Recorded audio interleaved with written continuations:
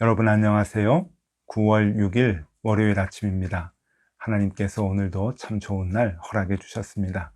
말씀 보면서 기도하면서 하루 힘차게 시작하도록 하겠습니다. 오늘 함께 볼 말씀은 예레미야서 15장 10절에서 18절까지 말씀입니다. 내게 재앙이로다 나의 어머니여, 어머니께서 나를 온 세계에 다투는 자와 싸우는 자를 만날 자로 낳으셨도다. 내가 꾸어주지도 아니하였고 사람이 내게 꾸이지도 아니하였건만은 다 나를 저주하는도다. 여호와께서 이르시되 내가 진실로 너를 강하게 할 것이요 너에게 복을 받게 할 것이며 내가 진실로 내 원수로 재앙과 환난의 때에 내게 강구하게 하리라. 누가 능히 철 곧 북방의 철과 놋을 꺾으리요 그러나 내 모든 죄로 말미암아 내 국경 안에 모든 재산과 보물로 값없이 탈취를 당하게 할 것이며 내 원수와 함께 내가 알지 못하는 땅에 이르게 하리니 이는 나의 진노의 맹렬한 불이 너희를 사르려 함이라. 여호와여 주께서 하시오니 원하건대 주는 나를 기억하시며 돌보시사 나를 박해하는 자에게 보복하시고 주의 오래 참으심으로 말미암아 나로 멸망하지 아니하게 하옵시며 주를 위하여 내가 부끄러움 당하는 줄을 아시옵소서. 만군의 하나님 여호와시여 나는 주의 이름으로 일컬음을 받는 자라. 내가 주의 말씀을 얻어먹었사오니 주의 말씀은 내게 기쁨과 내 마음의 즐거움이오나 내가 기뻐하는 자의 모임 가운데 앉지 아니하며 즐거워하지도 아니하고 주의 손에 붙들려 홀로 앉았사오니 이는 주께서 분노로 내게 채우셨음이니이다. 나의 고통이 계속하며 상처가 중하여 낫지 아니함은 어찌 됨이니이까? 주께서는 내게 대하여 물이 말라서 속이는 시내 같으시리이까? 아멘. 15절까지 함께 보았습니다. 오늘 이 예레미야 15장은 예레미야의 한탄을 하는, 하나님 앞에서 한탄하는 그러한 내용이 나와 있습니다. 조금 천하게 표현을 하자고 하면은 넋두리라고 얘기할 수도 있겠죠. 너무 괴로운 나머지 하나님 앞에서 넋두리를 하는, 정말 하나님께 탄원과 한탄을 하는 이제 그러한 예레미야의 기도의 내용, 하나님께 아뢰는 말씀의 내용이 나옵니다. 여기에 보니까 예레미야가 얼마나 힘들고 어려운지 하나님 앞에서 한탄을 하는데, 어머니 왜 나를 낳으셨습니까? 라고 하는, 정말 이 땅에서의 삶이 너무 괴롭다 보니까 하나님 앞에서 어머니가 왜 나를 낳으셨는가 하는 그 어머니에 대한 원망까지도 함께 해주고 있습니다. 10절 말씀입니다. 내게 재앙이로다 나의 어머니여, 어머니께서 나를 온 세계에 다투는 자와 싸우는 자를 만날 자로 낳으셨도다. 내가 구워주지도 아니하였고 사람이 내게 꾸이지도 아니하였건만은 다 나를 저주하는도다. 네, 선지자로 부름을 받고 선지자의 역할을 감당하면서 살아가는 예레미야. 그로 인해서 예레미야의 삶 자체는 재앙과도 같은 어려움이 계속 연속으로 예레미야에게 다가오고 있었던 것이죠. 그리고 그 재앙과 어려움과 고통 속에 예레미야는 하루하루 살아가고 있었습니다. 어느 정도 힘드는가? 어머니 왜 나를 낳으셨습니까? 왜 내가 이 땅에서 저렇게 나를 싸우는 자와 다투는 자를 맨날 만나는 그런 사람으로 나를 만들어 주셨습니까? 내가 그들과 뭐 돈을 꾸어주고 또 내가 돈을 꾸고 아무 관계도 없는데, 아무 관계도 없는 사람들로부터 내가 너무 고통을 당합니다. 괴롭습니다. 라고 하는 그러한 한탄의 말을 지금 하나님 앞에서 하고 있습니다. 왜 이렇게 예레미야가 선지자 역할을 하면서 괴로워하는가? 여기에는 여러분 두 가지 이유가 있습니다. 첫 번째는 지금 우리가 쭉 살펴봤듯이 예레미야는 심판을 예고한 하나님 앞에서 이스라엘 백성들에 대한 중보 기도를 하고 있죠. 이 중보 기도를 간절히, 그것도 한 번이 아닌 세 번씩이나 하고 있습니다. 하나님, 이스라엘 백성을 살려주십시오. 이스라엘 백성을 살려주십시오. 이것이 선지자의 기본 임무라고 생각을 해서 예레미야 선지자는 하나님께 간절히 중보의 기도를 했지만, 그때마다 돌아오는 하나님의 대답은 이것이었습니다. 기도 필요 없다. 기도하지 말아라 라고 하는 것입니다. 여러분, 이게 너무 어처구니가 없지 않습니까? 선지자로 부름을 받아서 선지자 역할을 지금 감당합니다. 이스라엘 백성들, 그 죄 많은 사람들을 살려달라고 하나님께 중보기도를 하는데, 하나님이 내 뜻은 이미 굳혔다, 그러니까 기도하지 말아라 라고 중보기도할 때마다 그렇게 대답을 해주십니다. 예레미야 14장 11절 말씀을 보면은 하나님께서 이렇게 말씀을 하시죠. 여호와께서 또 내게 이르시되 너는 이 백성을 위하여 복을 구하지 말라. 아주 단호하게 하나님께서 말씀하십니다. 중보기도를 막 마치면 하나님의 응답이 너는 백성을 위해서 기도하지 말아라. 백성의 죄가 그렇게 중하다라고 하는 그러한 대답, 응답을 하나님이 하시는 거죠.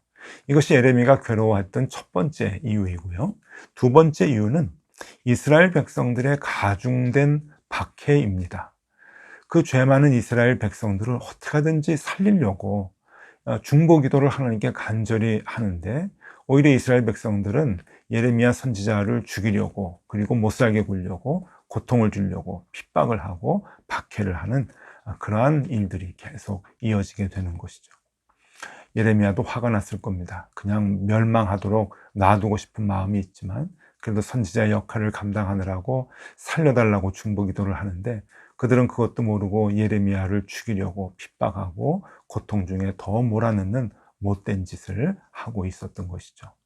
그러니 하나님은 기도하지 말라고 하고, 기도를 했던 이스라엘 백성들은 오히려 자기를 더 못된 사람 취급을 하고 더 그렇게 고통을 주고 핍박을 하는 그러한 상황이 이어지니, 여러분, 이 선지자 노릇 어떻게 해먹을 수 있겠습니까? 예레미야는 낙심하고 힘들어합니다. 여러분, 이 그림을 한번 보시죠. 구스타프 도레가 그린 슬퍼하는 예레미야입니다. 우리 세계적인 화가들이 그림을 그릴 때 예레미야를 이렇게 다 고통 속에 있는, 중보기도 하면서 괴로워하고 눈물을 흘리는 그러한 모습으로 다 예레미야를 그려놓는데, 다 이유가 있기 때문이죠.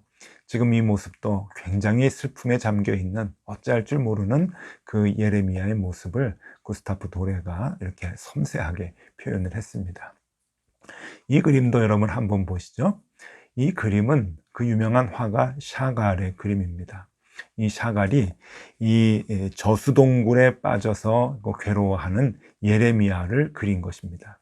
이스라엘 백성들이 이 예레미야를 동굴 속에 빠뜨려 놓고 아주 핍박을 강하게 하고 있죠. 그 속에 들어가서 죽을 고비를 넘기면서 예레미야가 빛을 찾는, 빛을 바라보는 그러한 그 모습을 상징적으로 그린 것입니다. 이 그림을 보면 그 뒤에 천사의 모습이 나와 있죠. 마치 다니엘이 사자 동굴에서 천사의 도움으로 살아난 것 같이, 이렇게 괴로워하고 절망에 빠지고 힘들게 있는 그러한 그 예레미야가 다시금 빛을 보고 힘을 얻는 이제 그러한 그림을 샤갈이 이렇게 그렸습니다. 이렇게 선지자의 역할은 참 힘들고 어려운 겁니다. 그래도 우리가 선지자의 역할을, 사명을 감당하면 좋겠다, 선지자 역할을 감당하는 삶을 우리가 좀 살면 좋겠다, 그렇게 말씀을 드렸죠. 우리 미가 선지자의 말씀을 보면서 또 이렇게 예레미야 선지자의 말씀을 보면서 우리가 도전을 받는 것은, 그럼에도 불구하고 우리가 일상생활 속에서 선지자의 삶을 살았으면 좋겠다, 힘들고 어렵겠지만 선지자의 그 역할을 감당하면 좋겠다, 그렇게 우리가 서로 나누고 또 말씀을 통해서 도전을 받는데, 이 선지자의 역할을 하는 사람들이 가야 하는 길이 어떤 길인가, 오늘 예레미야가 그것을 우리에게 세 가지로 말씀해 줍니다. 첫 번째로는 하나님을 위해 부끄러움을 당하는 자, 그것이 바로 선지자들의 길이다 라고 하는 것이죠. 하나님을 위해서 부끄러움을 당하는 것, 그리고 부끄러움을 당할 때마다 언제나 이것이 나의 사명이다 라고 하는 생각을 하는 것, 그것이 선지자의 갈 길이다 라고 하는 거죠. 15절 말씀입니다. 여호와여, 주께서 아시오니 원하건대 주는 나를 기억하시며 돌보시사 나를 박해하는 자에게 보복하시고 주의 오래 참음으로 말미암아 나로 멸망하지 아니하게 하옵시며 주를 위하여 내가 부끄러움을 당하는 줄을 아시옵소서. 네, 하나님께 한탄하면서 말하는 내용이지만 이 내용의 중심은 선지자의 삶이 하나님을 위해서 부끄러움을 당하는 삶 아닙니까? 여러분, 선지자의 역할을 감당하는 것 그렇게 만만한 것이 아니겠죠. 하나님을 위해서 부끄러움도 내가 참아내겠다, 견뎌내겠다라고 하는 그 다짐이 있어야 할 것입니다. 자, 두 번째, 선지자의 역할을 감당하는 하나님의 사람들이 가야 하는 길. 두 번째는 하나님의 말씀의 기쁨과 즐거움으로 사는 것입니다. 세상의 다른 것으로 즐거움을 삼는 것이 아니라 하나님의 말씀, 그리고 그 즐거움, 그것으로 내 삶의 모든 원동력을 삼는 것, 그것이 선지자들이 가야 하는 길이겠죠. 16절 말씀입니다. 만군의 하나님 여호와시여, 나는 주의 이름으로 일컬음을 받는 자라. 내가 주의 말씀을 얻어 먹었사오니 주의 말씀은 내게 기쁨과 내 마음의 즐거움이오나. 그렇게 표현해 주고 있습니다. 여기에서 얘기하는 것은 그거죠. 내가 주의 말씀을 얻어먹고 살아갑니다. 그렇기 때문에 내가 주의 말씀이 내 삶의 기쁨과 내 마음의 즐거움입니다. 세상의 것으로 기쁨과 즐거움을 삼는 것이 아니라 하나님의 말씀을 얻어먹어서 하나님께 말씀이 내 삶의 자양분이 되어서 내가 기쁨과 즐거움을 얻고 살아갑니다 하는 그 고백을 하고 있는 것이죠. 자, 세 번째, 선지자 역할을 감당하는 하나님의 사람들이 가야 하는 길, 세 번째는 세상의 기쁨 가운데 앉지 않는 것입니다. 우리가 세상의 기쁨으로 나의 기쁨을 삼지 않는 것, 그래서 그 자리에 가지 않는 것, 그것이 선지자들이 가야 하는 길이다 하는 것이죠. 17절 말씀입니다. 내가 기뻐하는 자의 모임 가운데 앉지 아니하며 즐거워하지도 아니하고 주의 손에 붙들려 홀로 앉았사오니 이는 주께서 분노로 내게 채우셨음이니이다. 네, 내가 세상의 즐거움 자리에 앉지 않았습니다. 가지 않았습니다. 그 이유는 하나님께서 나에게 이 분노의 말씀을 맡기셨기 때문입니다. 심판의 말씀을 맡기셨기 때문입니다. 내가 어떻게 세상의 즐거움을 나의 낙으로 삼을 수 있겠습니까? 그러면서 자신의 사명을 다시 한번 되돌아보는 그런 예레미야의 고백입니다. 네, 여러분, 우리가 선지자 역할을 하면서 살았으면 좋겠다라고 말씀을 드렸지만 말은 참 쉽지요. 그런데 이 말씀을 지키며 그 길을 가는 것이 이만큼 어렵습니다. 오늘 예레미야가 얘기해 준 대로 부끄러움을 당하면서 살아야 할 각오를 해야 되고, 그리고 오직 하나님의 말씀으로만 기쁨과 즐거움을 삼으려고 애를 써야 할 것이고, 그래서 세상의 기쁨 가운데 들어가지 아니하고 그 기쁨을 나의 기준으로 삼아서 즐거워하지 않는 것. 여러분, 이게 얼마나 어려운 삶이 되겠습니까? 참 쉽지 않죠. 우리는 세상의 기준대로 살아가다가 세상의 기준대로 많은 것을 얻으면 참 기뻐하고 즐거워하고, 조금이라도 남들보다 더 나아지고 경쟁에서 이기면 그것을 복이라 생각하고, 좀 넉넉하면은 하나님이 축복해 주셨다라고 생각하면서 좋아하고 기뻐합니다. 오히려 반대로 우리가 좀 가지고 있는 것을 잃어버리면 우리가 복을 잃었다 생각을 하고, 좀 건강도 우리가 건강하지 못한 삶을 살면은 하나님께서 축복하지 않은 그런 삶이라고 생각하고 절망하고 낙심하는 경우가 많이 있죠. 우리가 이렇게 살아가는 것 자체가 우리의 삶의 기쁨의 기준이 세상에 있기 때문이 아니겠습니까? 여러분, 선지자의 삶이라고 하는 것은 그 기준 자체를 바꾸는 것을 의미합니다. 그러니까 우리의 행복과 불행의 기준, 그리고 성공의 기준이 세상의 기준과 맞춰져 있다라고 하는 그러한 의미겠지요. 여러분, 우리의 삶의 기준은 거기에 두면 안 됩니다. 하나님의 말씀에 두고 하늘의 가치관에 둬야 되겠죠. 그래서 그 가치관으로 살아가는 것, 그것 자체가 선지자의 삶이라고 하는 것입니다. 단순히 세상을 위해서 기도해주고 단순히 세상의 죄를 보고 안타까워하는 그런 마음을 품는 그러한 역할을 하는 것이 선지자의 삶이 아니라, 정말 오늘 이 예레미야의 말씀대로 하나님의 말씀으로만 기준을 삼고, 그리고 그것으로만 나의 이 땅의 삶의 기쁨을 삼는 것, 즐거움으로 삼는 것, 그것이 선지자의 삶이라고 하는 것을 우리가 다시 한번 알아야 할 것입니다. 쉬운 일이 아니죠, 여러분. 그럼에도 불구하고 우리가 이 말씀으로 도전을 받아야 합니다. 어떻게 하든지 우리가 하나님의 사람이라고 한다면 여러분, 이 땅을 위해서 기도하며 중보기도 하며 이 땅의 아픔과 죄악을 위해서 우리가 끌어안고 하나님께 기도하는 그러한 마음을 가져야 하는데, 그 생활, 그 삶의 길이 녹록지 않고 힘들고 어려워도 여러분, 그 길을 우리가 꾸준히 걸어가야 할 것입니다. 그 역할을 잘 감당하는 하나님의 자녀들에게 하나님께서 복을 주십니다. 여러분, 그 복이 오늘 말씀 11절에 나오네요. 이렇게 말씀하십니다. 여호와께서 이르시되 내가 진실로 너를 강하게 할 것이요 너에게 복을 받게 할 것이며 내가 진실로 내 원수로 재앙과 환난의 때에 내게 간구하게 하리라. 네, 힘들고 어려워도 선지자의 삶의 그 역할을 잘 감당하는 사람들, 그 사명을 잘 감당하고자 애쓰려는 사람들, 그 사람들에게 하나님께서 주시는 복 3가지입니다. 너를 강하게 할 것이다. 환난과 핍박뿐인 줄 아느냐? 견뎌라. 너를 강하게 할 것이다.